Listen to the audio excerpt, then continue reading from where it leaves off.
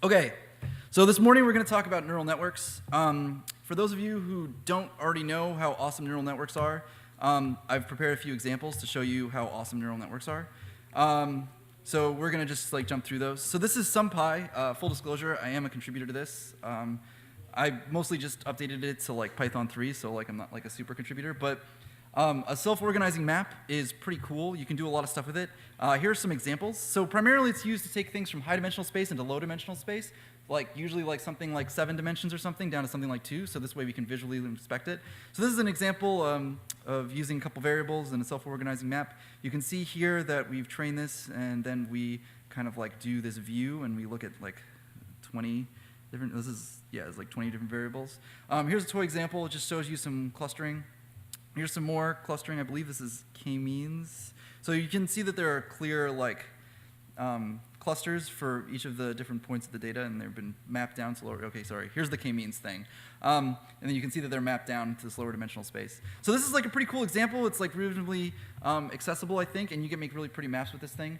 So I really like it. It's great for data investigation. So if you're looking for this actual project, it's SumPy/SumPy. So it's, it's just SumPy. It's this guy, Sevamu. I don't know how to say his GitHub username, whatever. Here's some more examples. These are also really pretty. I like them quite a bit. You can also use it to do path algorithms, which is kind of sweet. So neural nets can be used for lots of really cool things. This is just one example. Let's go through some more. So I'm sure you're all familiar with the classic word-to-vec thing. So those of you who may not know, word-to-vec is actually a neural net. Some people talked about it in their talks yesterday, but you may not have heard. So basically what you do is you train a convnet, and then you pass everything up to the prediction point. You do all the neural networks pieces, and then you just rip off the last piece, and then somehow this magically turns into a bunch of math that you can do really cool things. You can tell how the similarity between a woman and a man is semantically. So you have a semantic sense of this vectorization. So you can also do you can do a whole bunch of stuff. We also saw a talk yesterday about this guy that or about this tool that this guy made, and he took music and turned it into vectors. So you can actually do this on any semantic data point. So images, audio, text, video. I think video would be really cool, or summaries of video I think would be really cool as far as applications go, but you could also use it on really weird data things too, so that could be really, really interesting. Another good example is facial recognition. This is sort of classical. So OpenFace is the example that I came to. It's a really good high-level interface for doing facial recognition. It's a CMU project, I'm pretty sure. At least they reference it a couple times. And then here's an example actually using the library. It's just their demo, but I mean, this is extremely intuitive and really well structured, and gets pretty good results. So Steve Carell, Amy Adams, John Lennon, right? And you can see the accuracies. Oh, it thinks it's Steve Carell. Okay, so it's not super perfect, but it does pretty good on some of these people. I think it depends on the number of training examples, but you can see here how to run this example. So anyway, so facial recognition, neural nets are used for quite a few things. That's sort of the point. Okay, so does everyone feel sufficiently motivated if you didn't already know why neural networks were awesome? Yeah, yay or nay? I can give you many examples if people want. Okay, so what is a neural net? So loosely, it's just a set of techniques for doing mathematical modeling. So there are some clear steps that sort of happen every time you do a neural network, but other than that, you can pretty much swap out all of the algorithms for something else. So even stochastic gradient descent, which is the centerpiece, and we'll go into detail if you don't know what that is already. Do you have a question? Not yet. Oh, do you guys want it? Okay, you want it now. All right. I assumed after the talk would be fine, but I guess yammering away is a thing. Okay, so I'm going to tweet it out.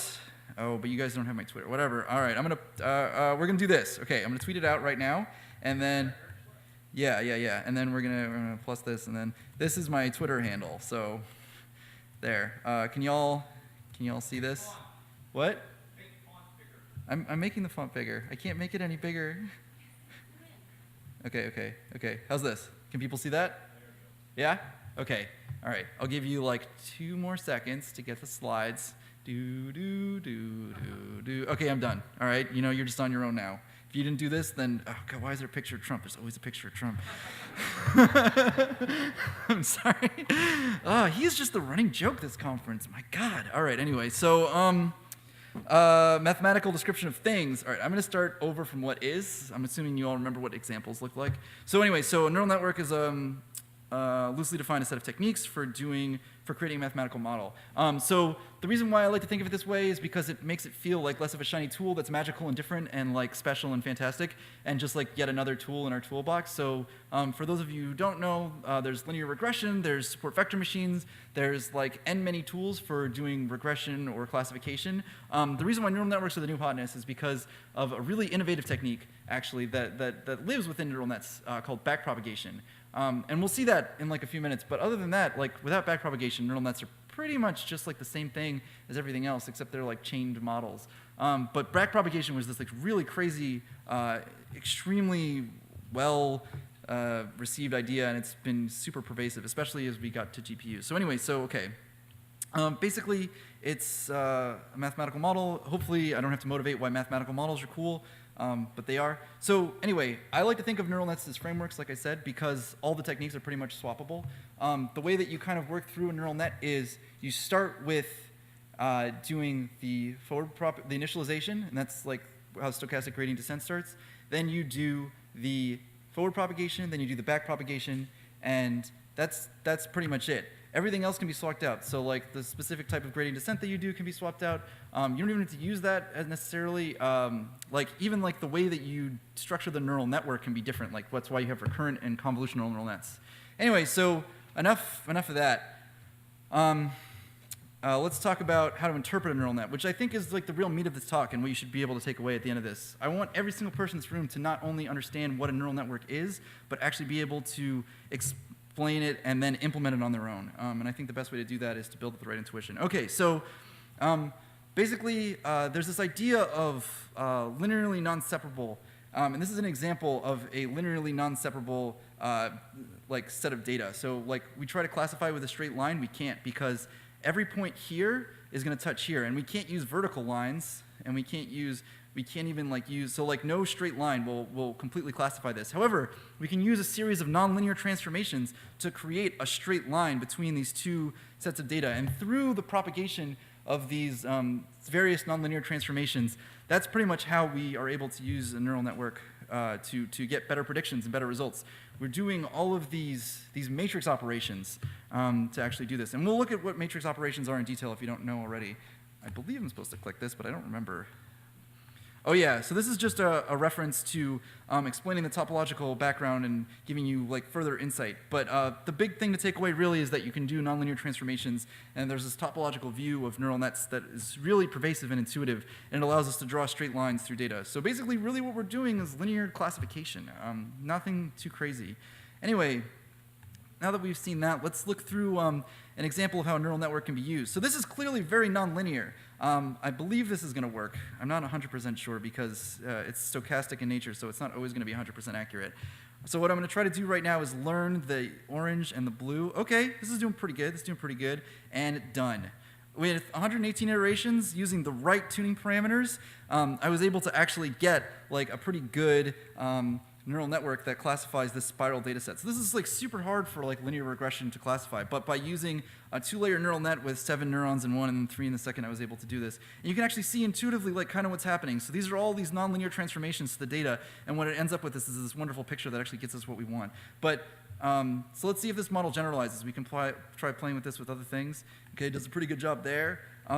It does a pretty good job there. I mean, I could have gotten to like full, but I just decided whatever. You guys get the idea. So let's like look at a second though. Like, is this just going to magically work with any set of nonlinear transformations, or does it actually matter like what we kind of did and like how we trained it and all those other things? So let's just like mess with some of this stuff.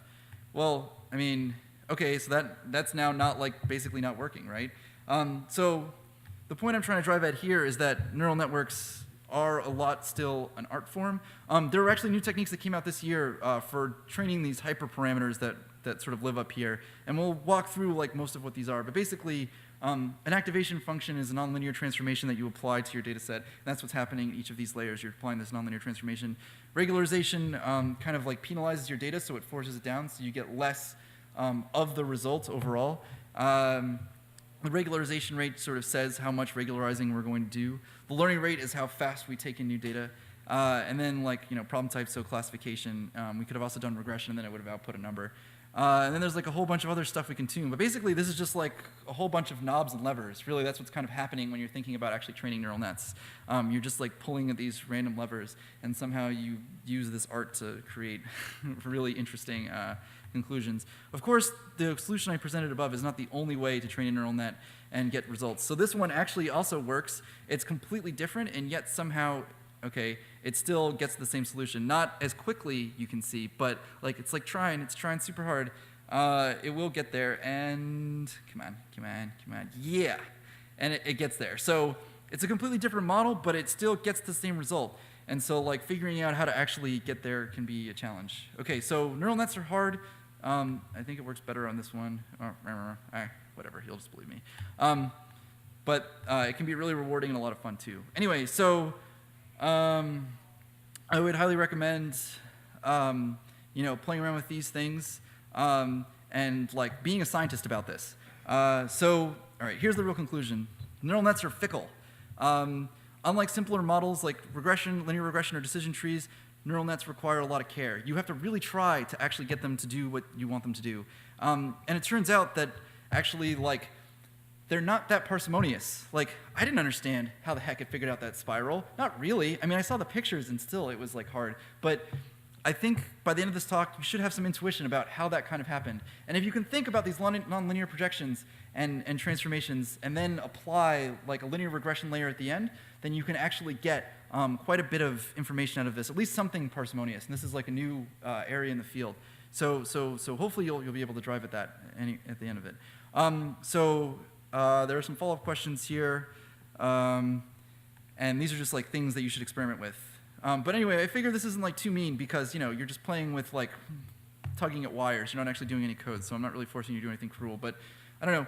Think about this if you have the time. Okay, so let's make our own neural network. That's why you're all here. Now that I've given you some of the intuition from like an intellectual standpoint, we're gonna actually just like build the damn thing.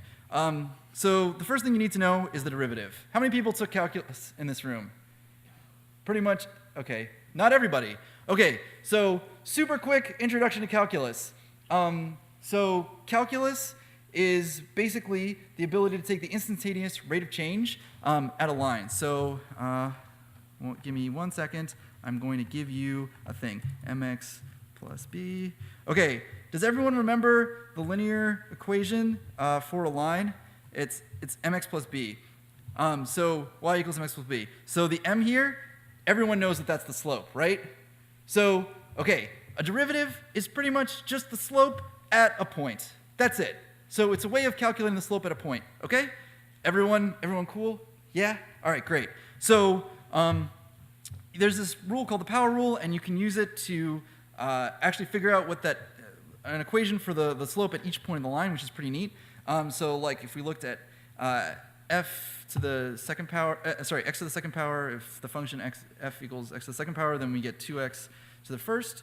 So the general rule is x to the n becomes n times x to the n minus 1. Okay, matrices. So since there are some people who didn't take calculus, I'm going to assume not all of you took linear algebra.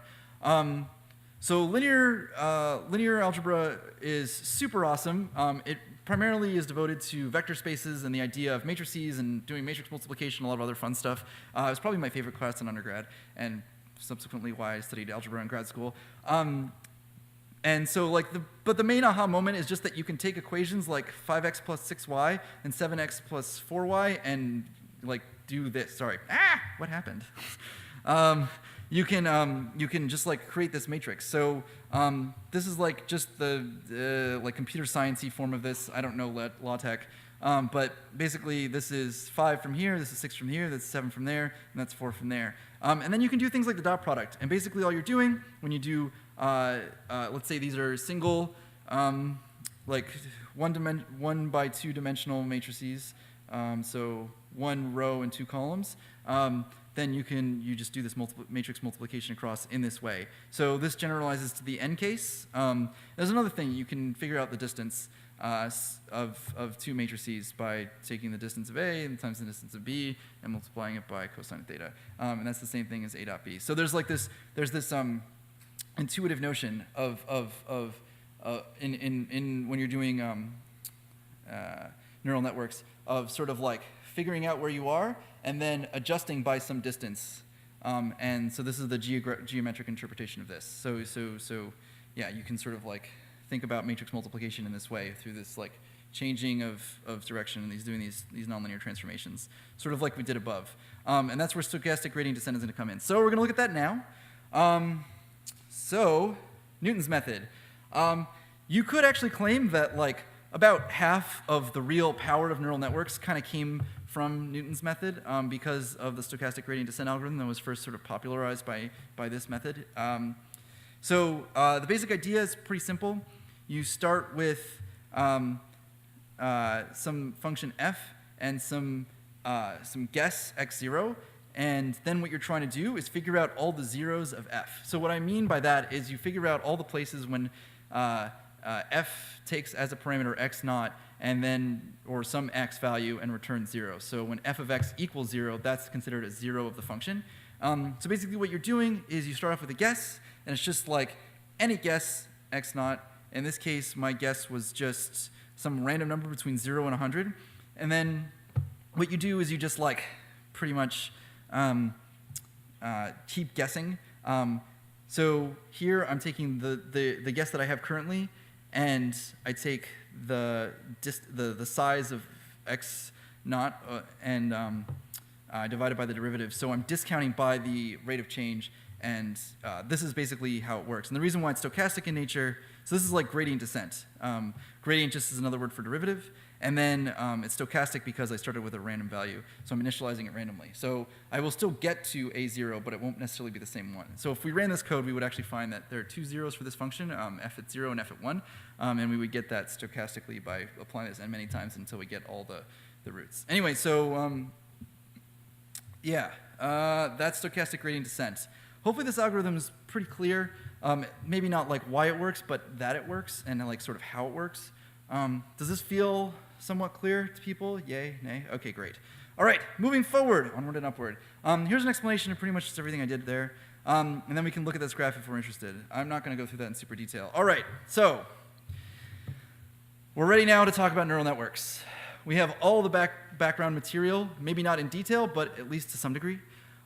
This is actually a neural network. Surprise, they're actually not that complex. This is a single layer perceptron network. And it does pretty much everything you would need to. So I stole this straight up from Andrew Trask. He's super awesome. And he made this really awesome blog post series. Highly recommend it.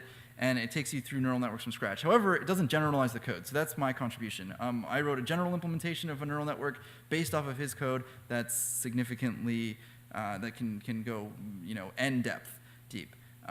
Okay, so let's get started. So the first thing we do is we start off with two matrices. These are the input matrices, and then we have our output matrix. So like this is like our x values for our function. This is like our output values. All right. And then what we're going to do is we're going to create some synapses. And these are our initial guesses. So this is like the stochastic part of our stochastic gradient descent.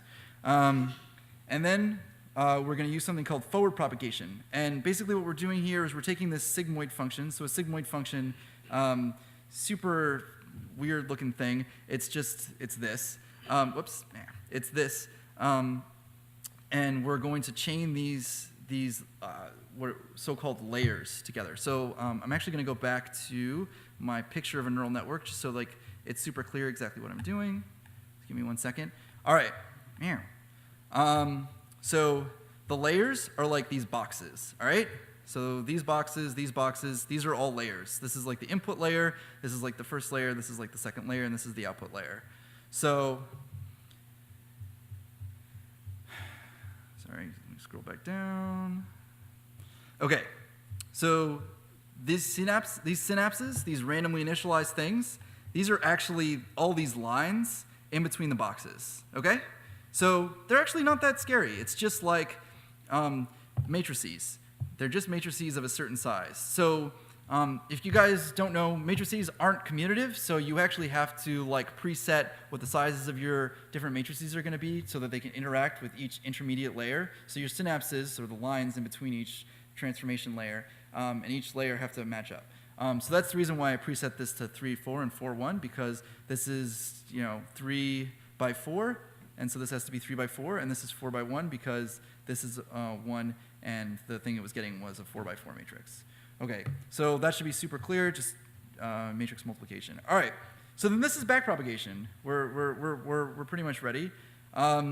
So here what we're doing is we're looking at y, which is the final output, and we're subtracting L2 from it, and then we're multiplying, this is the sigmoid function, I believe. Anyway, so, sorry it's early and I'm like slightly forgetting, but yeah.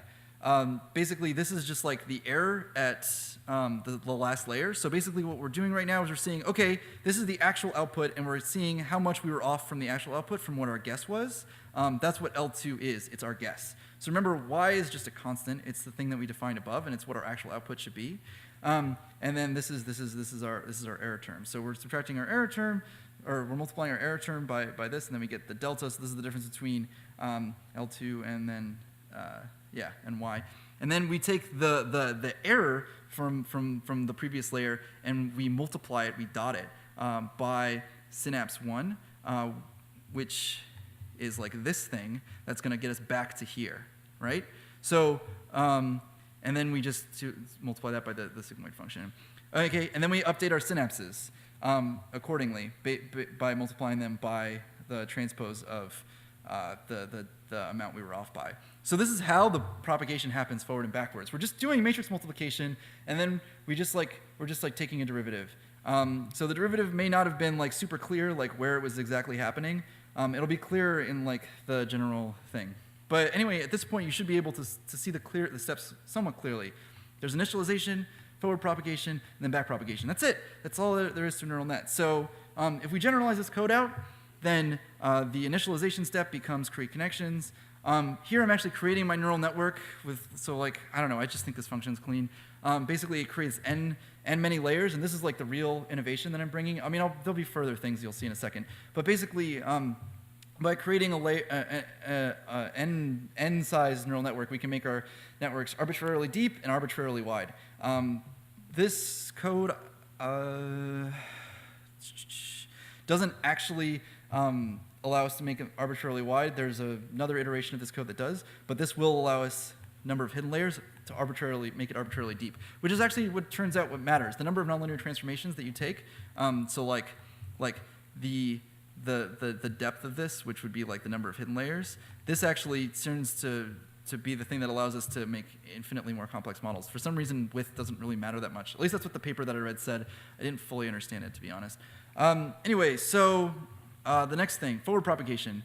So this becomes, okay, so first we set up the actual sigmoidal function, and we have something that allows us to do the derivative.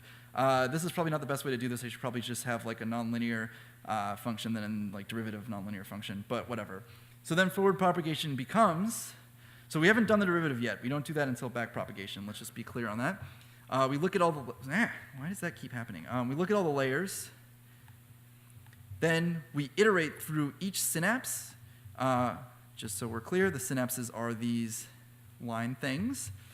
And then we update our layers by doing a transformation, a nonlinear transformation specifically, and then we dot, so we multiply the layer times the previous layer times the current synapse, and that's what gets us to the next layer.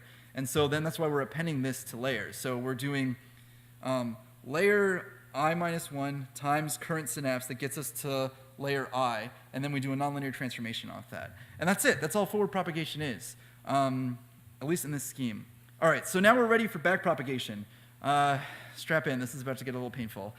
So back propagation, it turns out, is a little ugly.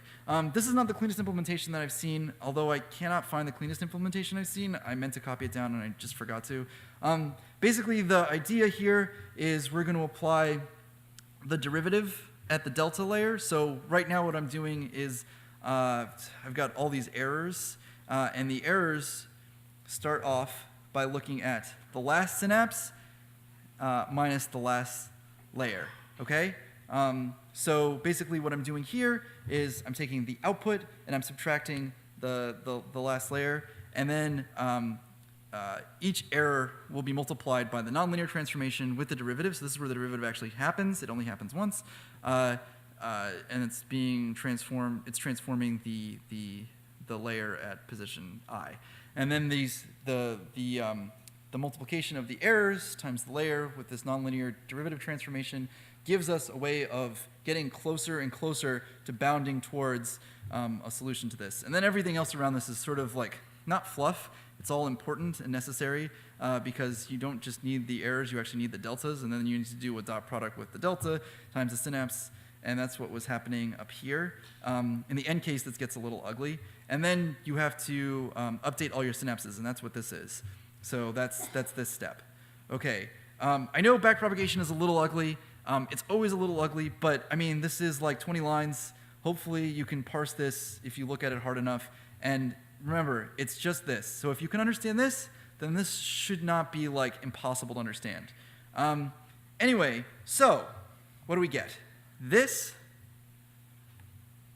becomes this. And this is pretty okay. Like, I think anyone can understand this. So even if everything in here didn't make all the sense in the world, hopefully the idea of taking our neural network, which is our synapses, right, and then doing forward propagation of all of those to get out our layers, and then doing back propagation on our synapses and our layers to get our neural network back and the current error, and then basically checking what our error is at each level should be relatively intuitive. So we do have some time, and I'm going to go through some demos, but if anyone has any questions at this time, or like if anything was super unclear, I can go back and answer specific questions about like what I did specifically. But if no one does, then I'll just do like basically the extended version of the talk because I got through the material faster than I thought I would. So any questions about what I went over or what I did? Any confusion? Anything unclear to any degree? If we wanted to learn more, where would we go? This is like a great example of like I think a minimal neural net. If you wanted to learn more, I would highly recommend reading Andrew Trask's blog. That would be the first place I would go. Then I would check out my references. That should be on 3 separate lines. Sorry, guys. So this guy has the best theoretical explanation of neural nets that I've like ever seen. I actually literally just stole this picture because I think it's the most intuitive one. And this is like word to vec kind of stuff. And then Wild ML is really good. He really likes Theano a lot. He does some NumPy things, but he really likes Theano a lot. And also, so the other thing I was going to recommend, sadly, Coursera has taken down a lot of their stuff. They had a class on neural networks with, I believe it's George Hinton or Jeffrey Hinton, or I'm not sure how to spell his name, but he's at University of Toronto, and and I mean now he works for Google because that's what happens to all the artificial like intelligence like super monster guys who are like badass. Anyway, so yeah, he gives a class on neural nets, and it's like super good. But if none of this stuff made sense, if you are still scratching your head and you're like, this is hard, I'd highly recommend Gilbert Lestrang's MIT OpenCourseWare course in linear algebra. It's like the best thing ever. I actually didn't even like attend my lectures, and I went to a pretty good school for math. I just like, well, I attended my lectures, but I watched these. This is how I learned linear. And then I'd also highly recommend, what else do you need? Probabilistic graphical models is really important.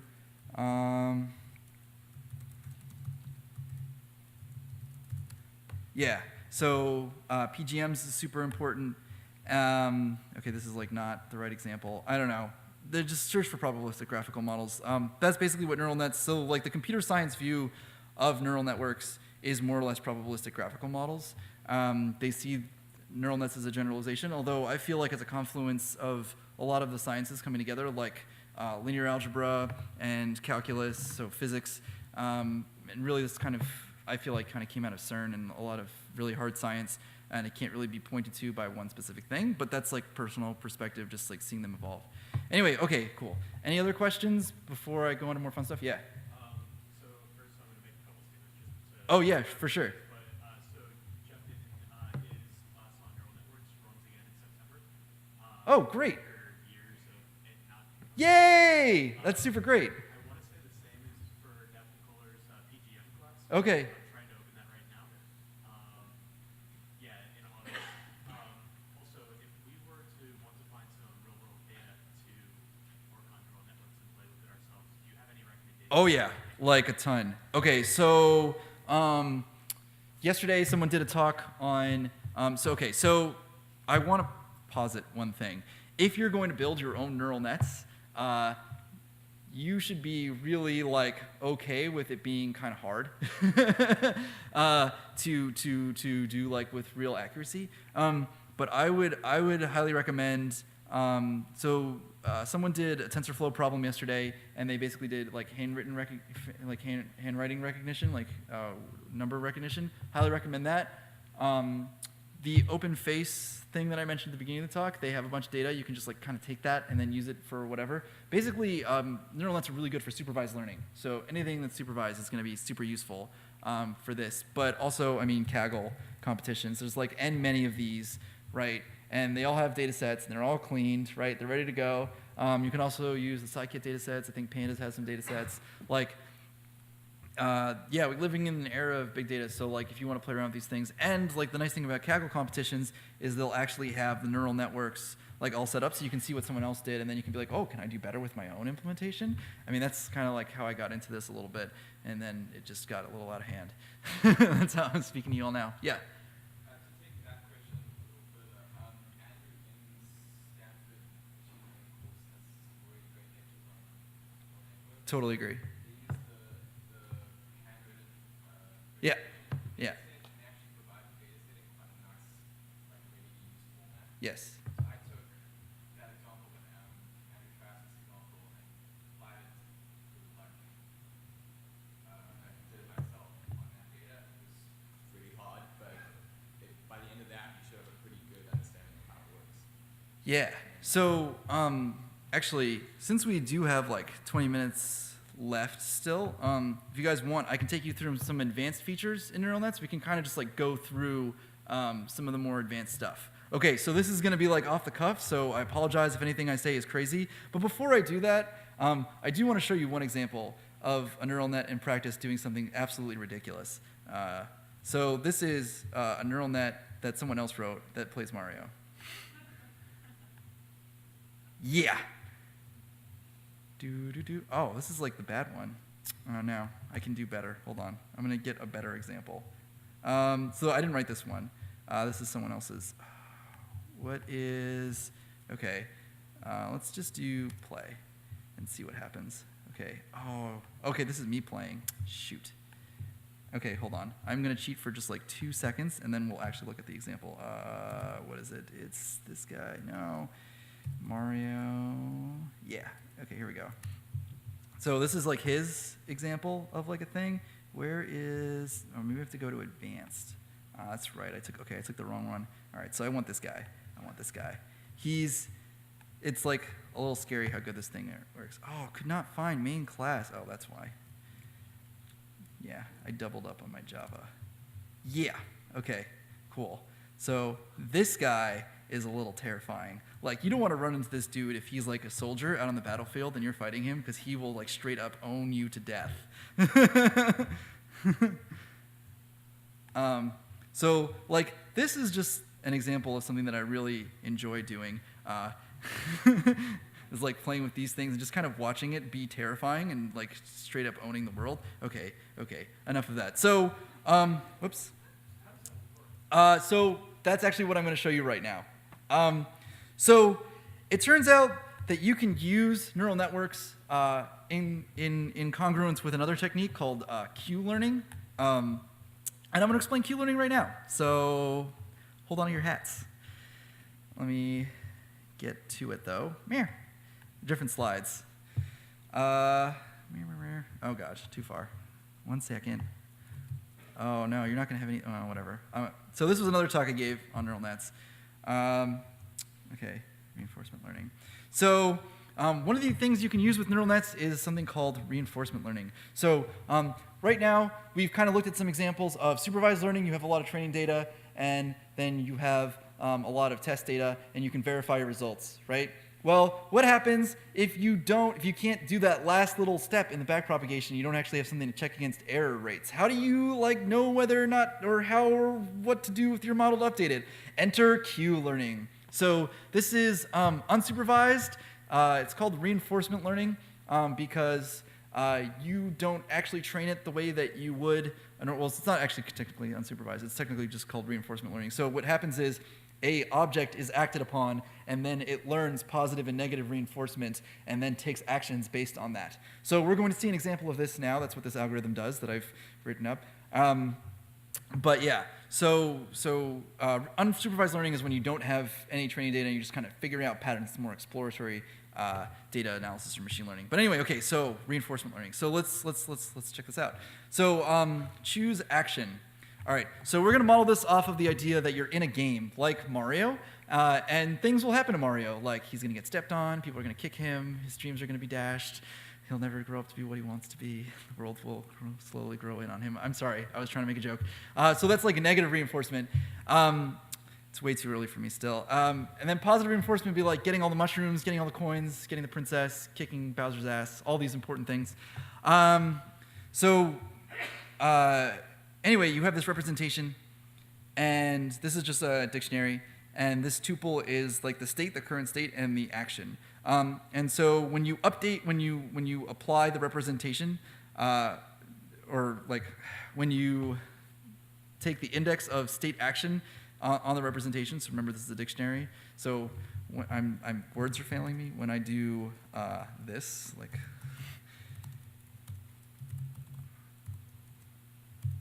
say, when I well, okay, well, yeah, fine. And then when I do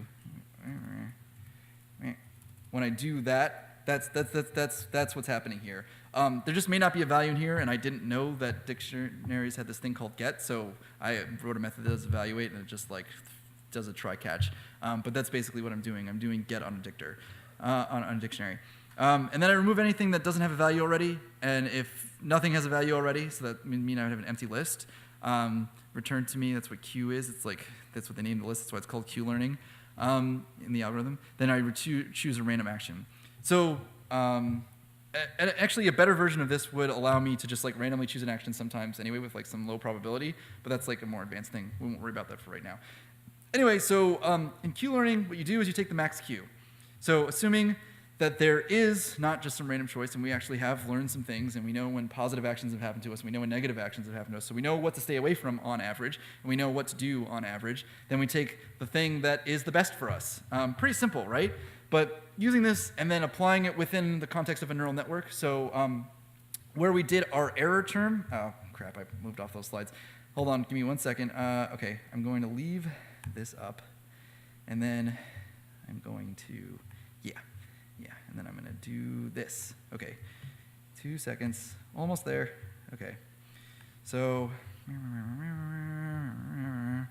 okay, we're going to look at the little case because little case is easier to understand.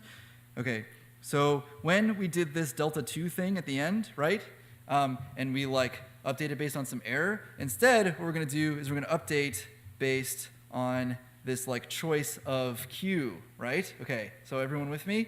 Yeah? Okay, so we're really not substituting much. We're just kind of substituting this. Okay, so this is like obviously like a really naive way to do this. There's like more sophisticated things you can do, but this is the basic idea of Q learning. And so using this, we can actually think of a lot of ways to update our representation. So I did like the dumbest thing possible here.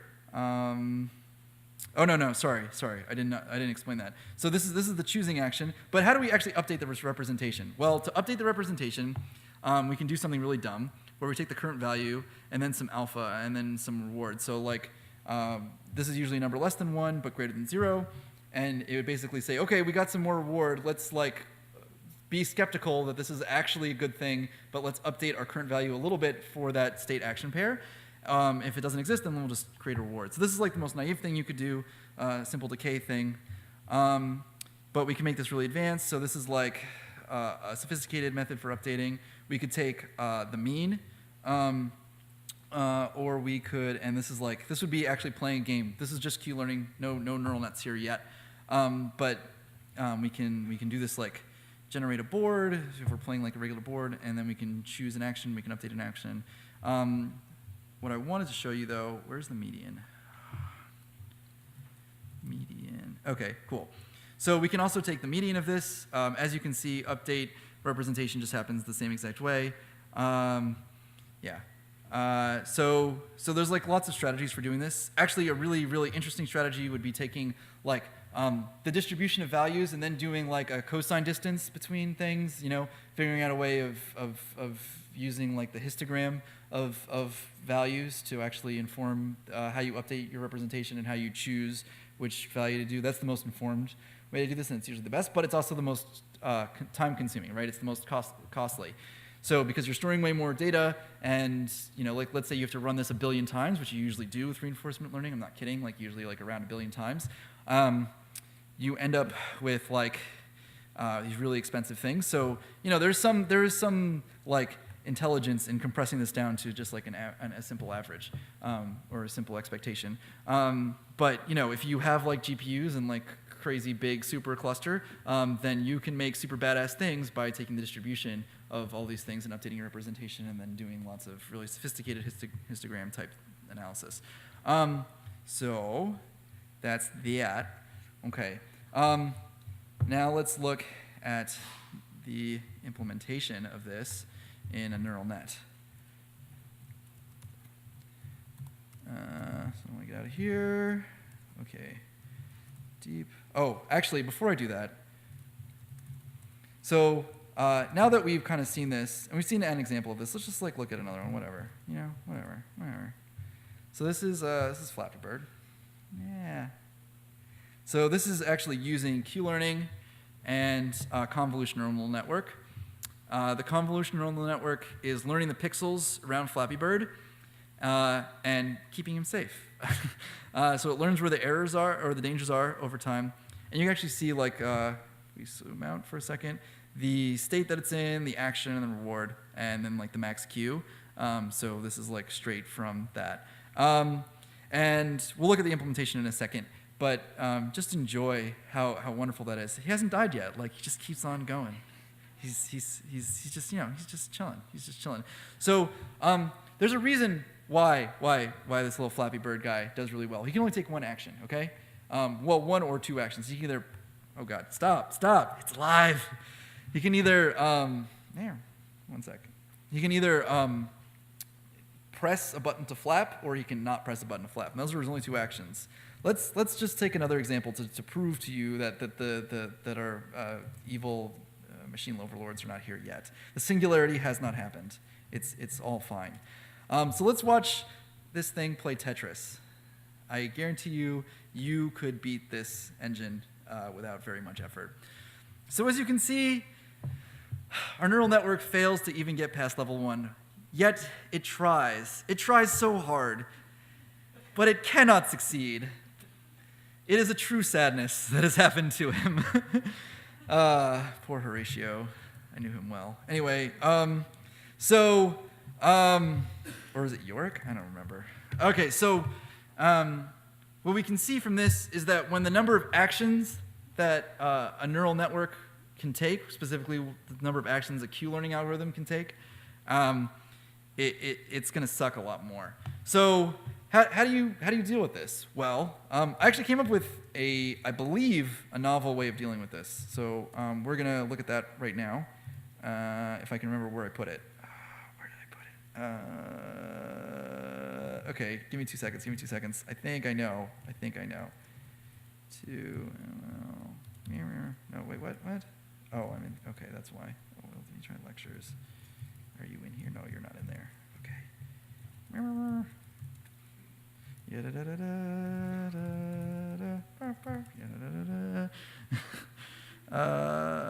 No. Where are you? Decision trees, data mining.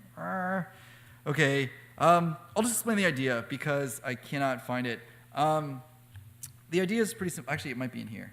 And then I'm going to give up. Oh yeah. Okay. Cool. Wait. Maybe is it Paul? Yep. Newton's method policy RL. Is it this guy? No, it's not. No, it's not. Oh wait, maybe it is. Update state. No, this isn't right. Okay. I don't know where the code is. It's somewhere around here. The basic idea is pretty simple. What you do is you do a restricted set of your possible set of action pairs. So like, let's say you had 8 actions. You would restrict yourself to 2 or 3 possible actions that you can take, and then you would learn on only those 2 to 3 actions, assuming that every action gets you from point A to point B, right? Every action pair. So you would find a minimal set of action states that get you from point A to point B, and then you would learn on only those. And then you would sort of loop through all the possible action pairs that allow you to, or action state subsets that allow you to do this, and then you end up picking the one that does the best. So there is an example of this somewhere. I have to dig through my code to find it. I'm sorry, I wasn't expecting to give this talk today. Otherwise, I would have had it available and ready to go. So I'm not sure exactly where it is right now, but yeah, it's in here some. Oh, maybe it's down here. No, it's not. Where is it? Where are you? Oh wait. Oh wait. No, is this it? No, it's not it. It's not it. It's not it. Okay, I don't know where it is. It's somewhere in here. Anyway, so that's reinforcement learning. Okay, I don't think I have enough time actually to go through the convolutional neural net because I have about like 8 minutes left, and that's really not enough time. Okay, I'll stop again for questions if anyone has any about reinforcement learning, since that's not what we're expecting to cover. And if there isn't any questions, then I'll go through like dropout or something for like 5 minutes because there's enough time to do that. Okay, any questions at this time? Where can we find you? Twitter is pretty good. Twitter name, what else? I put it up before. This is. I mean, all my stuff is just like literally my name. So just like, I'm vain like that. Oh, 14. Wow. Okay. Some people have been saying some either nice or mean things about me during this talk. This may be the end of my speaking career. Well, that's okay. But yes, this is how you find me on Twitter. Other questions? You can also email me. My email, shockingly, is just my name at Gmail. So like pretty much everything is just like I got very lucky. I got all my names at all the things. So if there's like a service that I use, yeah. Okay. Anyway, other questions?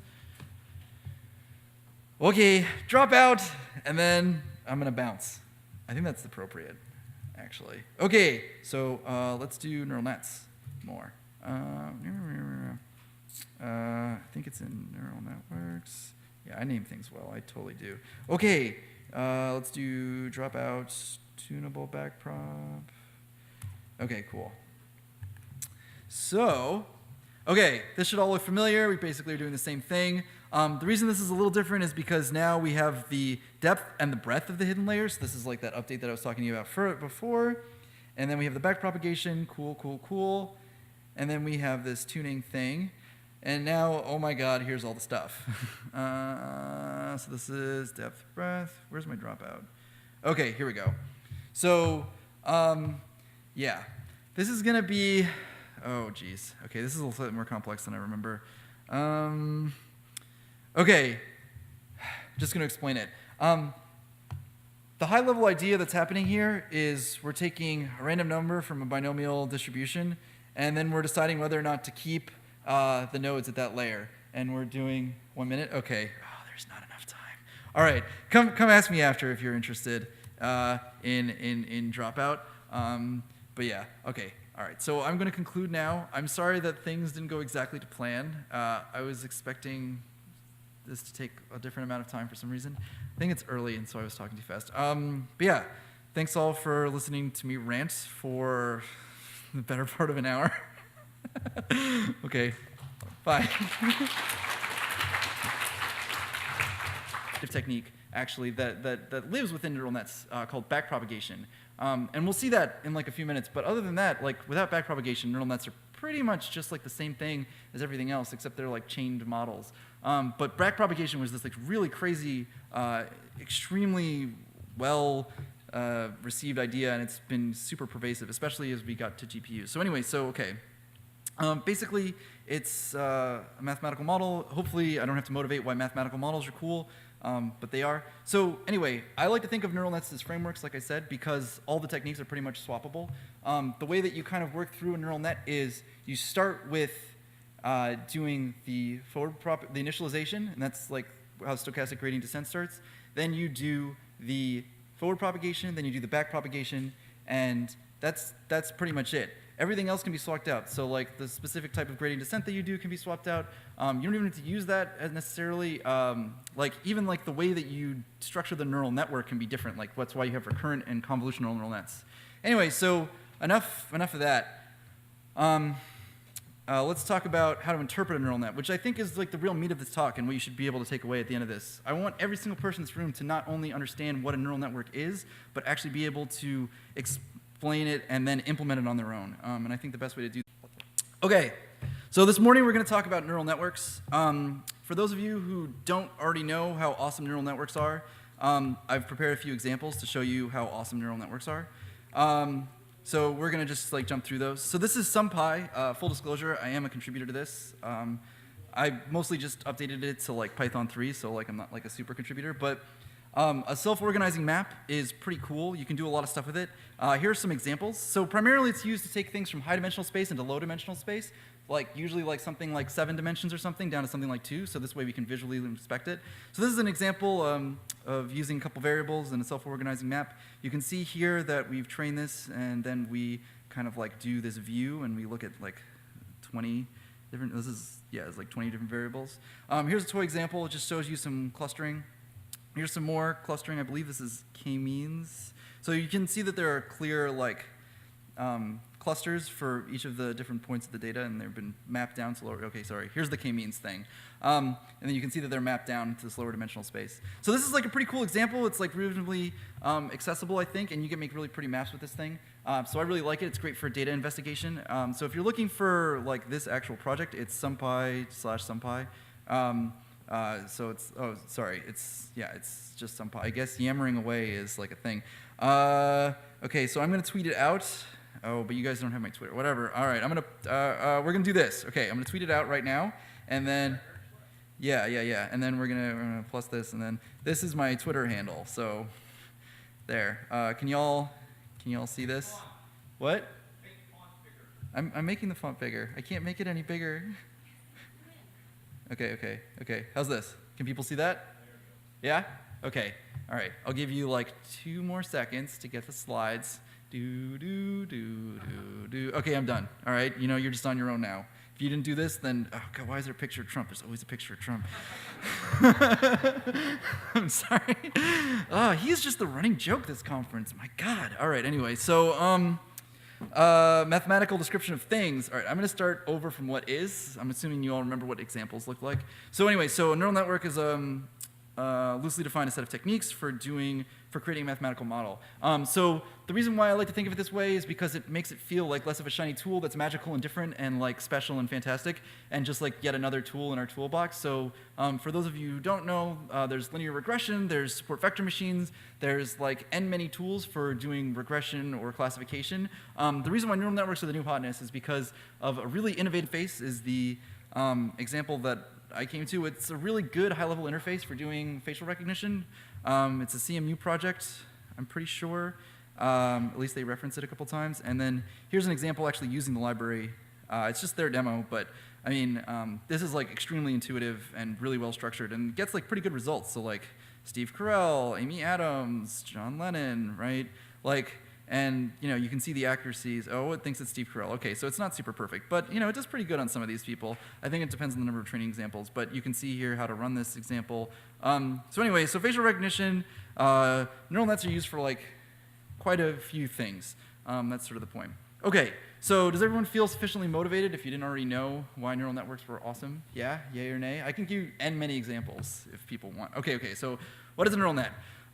So loosely, it's just a set of techniques for doing mathematical modeling. So like, there are some clear steps that sort of like happen every time you do a neural network, but other than that, you can pretty much swap out all of the algorithms for something else.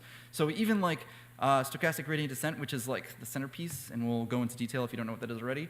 Do you have a question? Not yet. Oh, do you guys want it? Okay, you want it now. All right. I assumed after the talk would be fine, but it's this guy, Sevamu. I don't know what to say. His GitHub username, whatever. Here are some more examples. These are also really pretty. I like them quite a bit. You can also use it to do like path algorithms, which is kind of sweet. So neural nets can be used for like lots of really cool things. This is just like one example. Let's go through some more. So I'm sure you're all familiar with the classic word-to-vec thing. So those of you who may not know, word-to-vec is actually a neural net. Some people talked about it in their talks yesterday, but you may not have heard. So basically what you do is you train a convnet, and then you pass everything up to the prediction point. You do all the neural network's pieces, and then you just rip off the last piece, and then somehow this magically turns into like a bunch of math. That you can do like really cool things. Like you can tell how the similarity between a woman and a man is semantically. So you have like a semantic sense of this vectorization. So you can also do you can do a whole bunch of stuff. We also saw a talk yesterday about this guy that, or about this tool that this guy made, and he took music and turned it into vectors. So you can actually do this on any semantic data point. So like images, audio, text, video. I think video would be really cool, or like summaries of video I think would be really cool as far as applications go, but you could also use it on like really weird data things too, so that could be really, really interesting. Another good example is facial recognition. This is sort of like classical. So